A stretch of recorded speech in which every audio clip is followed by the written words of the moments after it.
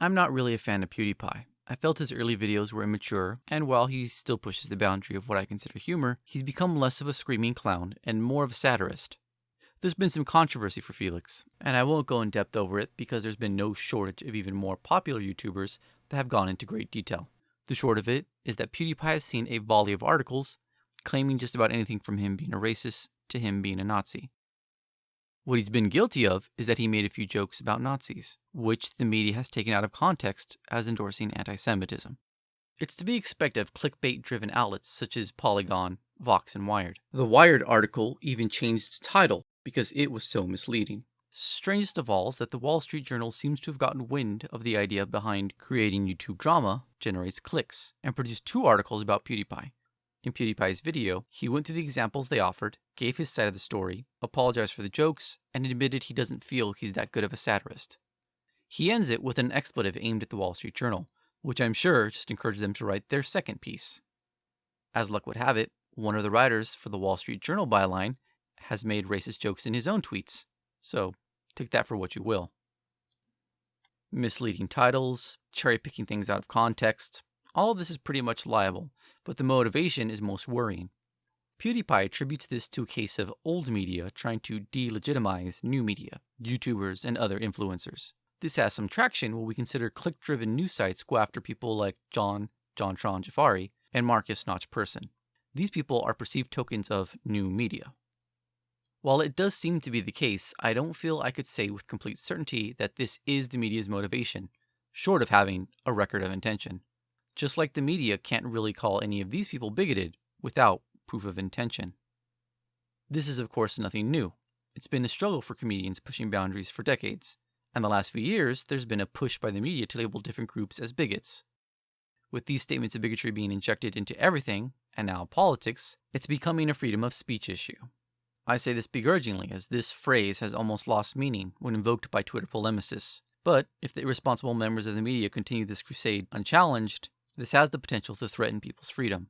It should not be possible for one's professional reputation, built over years, to be destroyed in the court of public opinion because a series of articles ran falsehoods. This isn't what journalism is meant to be. As I said, I don't quite care for PewDiePie's sense of humor, and while I don't think he's going to change the world, people must feel like they can test their societal boundaries. Whether it be comedy, art, science, or academia, these are venues where we encourage ourselves to think beyond what we feel is socially acceptable.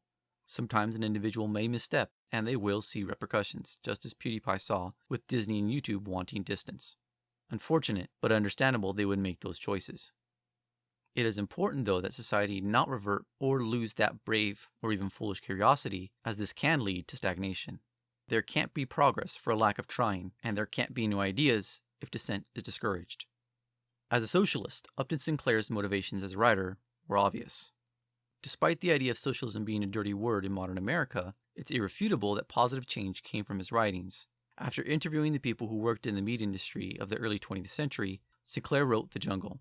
The novel described the unhealthy and dangerous conditions experienced by the people who gave life and limb and were paid little and died in poverty. This led to a public outcry, federal reforms, and the formation of the Food and Drug Association. This wasn't exactly Sinclair's goal, but it's still progress. Sinclair later wrote The Brass Check, an expose on yellow journalism of the era. Maybe that's something worth visiting now. It's not all of the media that engages in this self-destructive reporting, but it's approaching a point where those who don't, for how few or how many they are, must speak out. To position themselves as the adversary of a man with 53 million followers, and numbers that continue to grow as more people side with him, is career suicide. Especially when anyone can go and view the videos they claim are incriminating. You're lying to a younger generation which will replace your current readers. It may be profitable to tear down and label others as enemies, but to make a career out of it means you will quickly grow an audience that despises you and create a space for someone to point at you as the new enemy.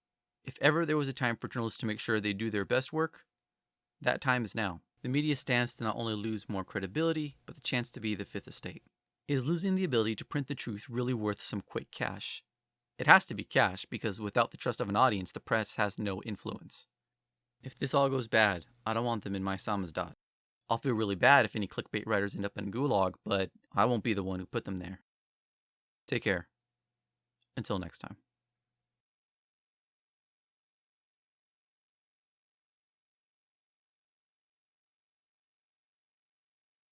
You know, if you guys don't get this internet humor, you could just stop putting memes in your articles like you're hip with the kids.